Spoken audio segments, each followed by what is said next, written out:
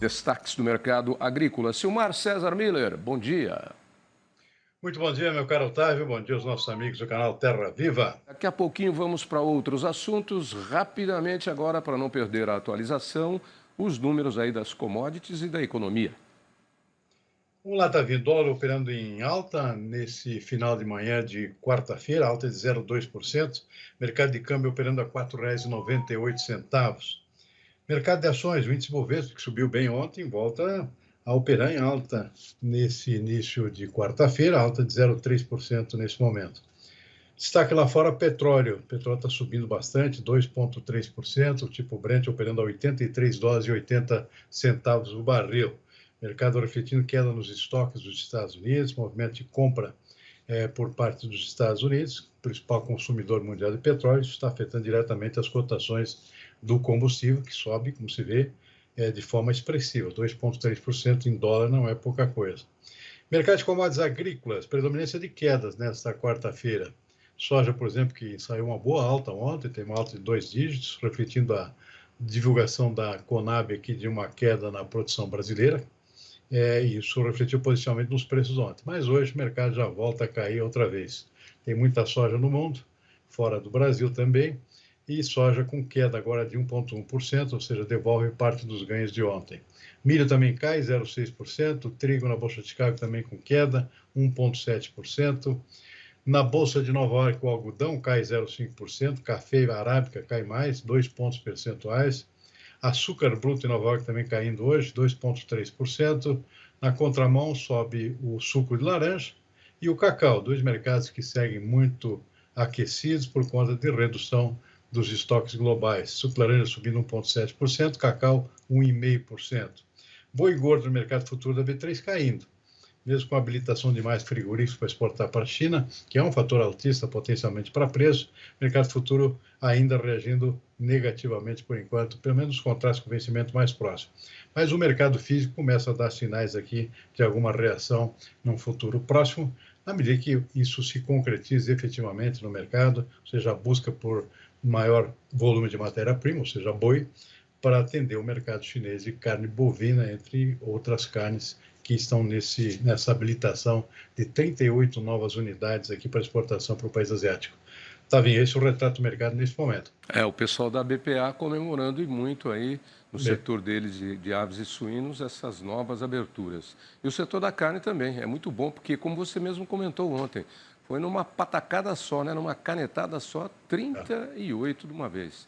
Isso é muito bom. Silmar, já me perguntaram hoje pela manhã, o que é essa classificação pré-listing que a gente recebeu aí das Filipinas para exportação de carnes? A gente já exporta carnes para as Filipinas. O que significa?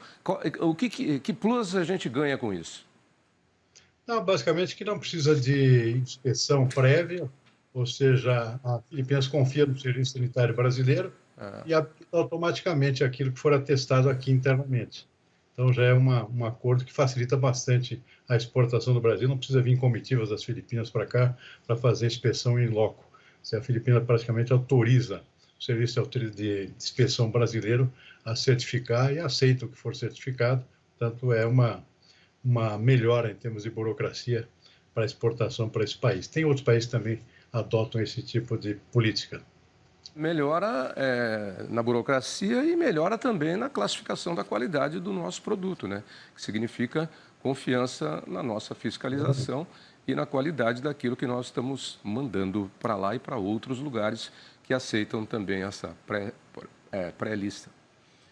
A moagem de cana-de-açúcar na segunda quinzena de fevereiro, na região Centro-Sul, totalizou mais de 551 mil toneladas, volume quase 8 vezes maior em comparação com o igual período do ano passado, que foi de 71 mil toneladas. E já a produção de açúcar na segunda metade de fevereiro foi de 16 mil toneladas. São novos números aí da cana-de-açúcar, do setor sucro-alcooleiro. Estamos no finalzinho da entre-safra, esses dados se referem à segunda quinzena de fevereiro, tem só o mês de março agora, abril já começa a safra nova. Então, exatamente, são os estertores da safra 23, 24 que está acontecendo nesse momento.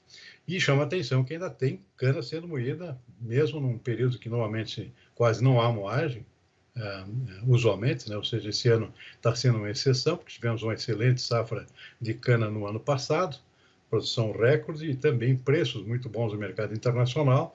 Então, muitas usinas não pararam, seguem até agora, quando normalmente a maioria já está com as portas fechadas esperando safra nova. Então, claro, os volumes são bem pequenos, né? Mas, de qualquer forma, o que chama a atenção é o comparativo, né? Mesmo que seja pouco, né, nesse momento final da safra passada, o volume é bem superior na moagem de cana e produção de açúcar em relação à entre-safra do ano passado, ou seja, a mesma quinzena do ano passado, quando não tinha mais quase nada sendo moído nesse momento. Portanto, é um dado que chama atenção mais pelo ineditismo, né, da forte moagem. Mas são volumes muito pequenos também. Agora não tem para quase nada agora que sobra para o mês de março. O negócio agora é esperar a safra nova, que começa já no finzinho de março, aí, início de abril. Oficialmente, 1º de abril, começa um novo ano, safra brasileiro 24, 25, né? Então tem que esperar a safra nova agora, que por sinal vai ser menor, né? De qualquer forma é bom, né? Porque sobrou aí um pouquinho de milho no coxo para a galinha comer. Mais do que no ano passado. E naquela nossa... Não, é cana, né? Hã? Cana, né? Você falou milho? Falei cana. Não. É cana, mas como se tivesse sobrado mais milho no coxo. Eu estou fazendo uma metáfora aqui. Como se tivesse sobrado um pouquinho mais de milho para a galinha, né? Para saciar um pouquinho aí da última fome, antes da chegada da safra nova. Mas é cana. Mas vamos falar aqui daquele assunto que é muito importante, que a gente sempre batalha e algumas atitudes estão sendo tomadas aí, mas a gente precisa trabalhar muito ainda na questão de ser autossuficiente na produção de fertilizantes. O presidente Lula inaugura hoje, na Serra do Salitre, em Minas Gerais, a planta química do complexo minero-industrial da Eurochain. É a primeira unidade de mineração do grupo suíço fora do continente europeu e contou com investimentos de US$ 1 bilhão. A previsão é que o complexo forneça 15% da produção nacional de fertilizantes para a agricultura brasileira. A empresa Eurochain vai inaugurar um complexo minero industrial aqui em Serra do Salitre, em Minas Gerais. Eu estou aqui com o Eduardo Carnaúba, que é gerente de comissionamento aqui da fábrica da Eurochain. O que é que vai significar para o agro brasileiro o funcionamento aqui desse complexo? É um marco muito importante, porque o funcionamento desse complexo é o primeiro passo para reduzir a nossa dependência de importação de fertilizantes e abastecer a agroindústria do país. O que será produzido aqui? Será produzido aqui fertilizantes fosfatados, usando como origem um minério já produzido pela Eurochain aqui nessa planta. Em que quantidade? 1 milhão de toneladas de fertilizantes quando essa planta estiver em plena produção. Significa a redução de 15% da dependência de importação de fertilizantes. É extremamente relevante para a economia do país e para a agroindústria. O Brasil importa atualmente cerca de 40 milhões de toneladas de insumos, de fertilizantes. Gasta 25 bilhões de dólares por ano. Mesmo assim, somos essa potência no agro. Então, Eduardo, é só botar as máquinas agora para funcionar. E celebrar o sucesso desse empreendimento.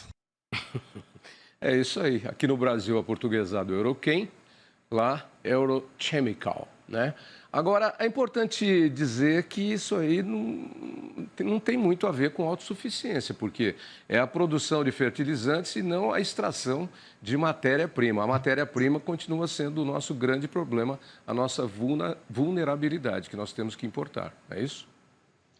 Mas ajuda também, sem dúvida nenhuma. O Brasil reduz também esse tipo de dependência. Bom, só para resumir aqui, o Brasil é dependente de cerca de 85% na média de matéria-prima para fertilizante que precisa ser importada. É muita coisa, é uma dependência muito grande, muito grave, né? Porque torna muito vulnerável o futuro do agronegócio brasileiro, da expansão da nossa agricultura, principalmente as lavouras soja, milho e cana, que consomem muito fertilizante, porque os nossos solos aqui são muito ácidos, né? Precisam realmente de fertilizante químico. Então, o Brasil tem que estar com um plano aqui de diminuir a dependência de importações de matérias-primas. Então, isso é um passo importante.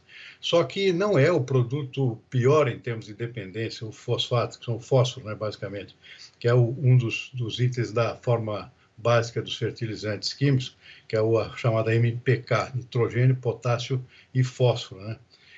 Diminui a necessidade de importações de fosfatos, mas não diminuir de potássio. Potássio é realmente o grande calcanhar daqueles do agronegócio brasileiro, porque o Brasil é dependente de 95% de produto de matéria-prima importada. Ou seja, o Brasil só produz 5% do potássio que consome, que é a parte básica dessa forma NPK, né, junto com nitrogênio e fósforo. Então, esse é o principal gargalo. E aí, esse ainda não tem, no futuro próximo aqui, uma possibilidade de nós diminuirmos a nossa dependência. Tem projetos, tem alguns projetos que estão em áreas indígenas, por exemplo, então está difícil a prospecção das minas nesse ambiente, então tudo isso acaba levando a uma certa preocupação maior ainda com relação à dependência desse tipo de matéria-prima, é o potássio. A maior parte, 95% de potássio. O Brasil só produz 5% das suas necessidades para compor essa fórmula básica aqui, chamada NPK também. E o difícil, como você disse, é conseguir autorização para a exploração da mina, da lavra, né?